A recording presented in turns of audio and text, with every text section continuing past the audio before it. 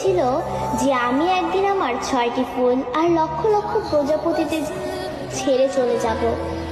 এমন একটা দিন আসবে যেদিন আর্মিদের মাঝে সকালে ঘুম থেকে উঠে আর্মিরা ফোন হাতে নিয়ে মনে পড়বে যে আজ বিটিএস এর লাস্ট কনসার্ট বা আজ তাদের ডিসব্যান্ড হওয়ার দিন।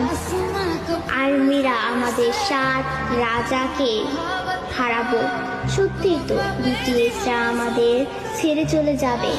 এমন একটা দিন আসবে যেদিন আমাদের ওর উপরে প্রেরণামূলক কথা বলার জন্য বা আত্মবিশ্বাসী গড়ে তোলার জন্য আরেম থাকবে না, নিজের প্রশংসা নিজে করানোর জন্য জিন থাকবে না, আমাদের স্যাড কিং সুকা থাকবে না, একটা মুচকি হাসি দিয়ে সকলকে হাসানোর জন্য জেহব থাকবে না, ক্যামেরার সামনে আর্মিদের সাথে ফ্লাইট করার জন্য জিমিন থাকবে না। হয়তো এমন একটা দিন আসবে যেদিন আর্মিদের পাগলামো করে হাসানোর জন্য তেইয়াং থাকবে না।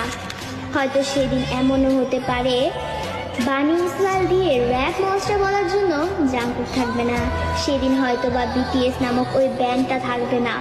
হয়তো তাদের আর কোনো গান অ্যালবাম রিলিজ হবে না। আমরা হয়তো বা আমাদের 7 রাজাকে আর কোনোদিনও ফিরে পাবো না। আমরা আর্মিরাই চাই না যে আমাদের প্রাণপ্রিয় বিটিএস 2027 সালে ডিসব্যান্ড হয়ে যাক, কিন্তু 2027 সালই হোক বা 2034 সালই হোক, একদিন না একদিন তাদের সব কিছু ছেড়ে চলে যেতে হবে। ডোরেমনও তো